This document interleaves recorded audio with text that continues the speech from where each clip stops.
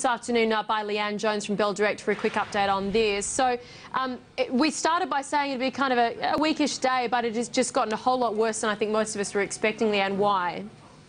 Brooke, that's exactly right. Certainly a very negative day on the market today, and it's really been weighed down by a number of factors. If we have a look at that technical level we were watching of 53.70, it's actually fallen now below that. So I think that's added to continuing falls and pressures on the market, and I think that's reflecting a lot of nervousness from investors. But of course, we did see those lower and softer commodity prices coming through, particularly that iron ore price, which is now sitting at $81.70. So we are seeing a lot of those iron ore miners coming under a lot of pressure, but also we saw gold, silver and copper coming under pressure, and really that's resulting in that materials sector being one of the worst performers. That financial sector is also being heavily weighed down. We're seeing a lot of selling out of those major banks, as we are seeing that weaker Australian dollar and also stronger US bond yields, which really is reflecting that investors are becoming a bit cautious about some of these high yielding stocks. That Aussie dollar, as I mentioned, is continuing to fall, so adding pressure on the market.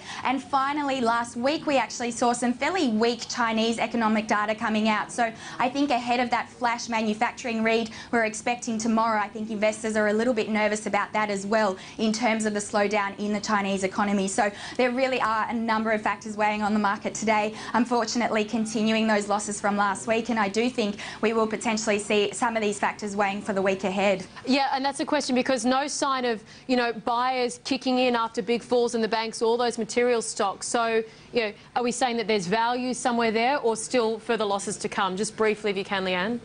Yes, sure. I think potentially in the short term, I think we can expect to continue seeing a bit of volatility as a result of continuing talks around those increasing interest rates. But of course, September and October are also months where we often see a bit of volatility in shares. And finally, I think Australian shares are probably vulnerable to any further falls in that Aussie dollar and of course that iron ore price as well. So I think short term there is a bit of volatility expected, but overall I think at these levels I think it probably is good buying opportunities, and there potentially is some good value given the fact that the underlying fundamentals within the market still do remain very strong. So in our view, we actually think that potentially there are some good buying opportunities at these levels despite potential still volatility in the short term. Fantastic. Thank you very much, Leanne. Appreciate it. Thanks, Brooke.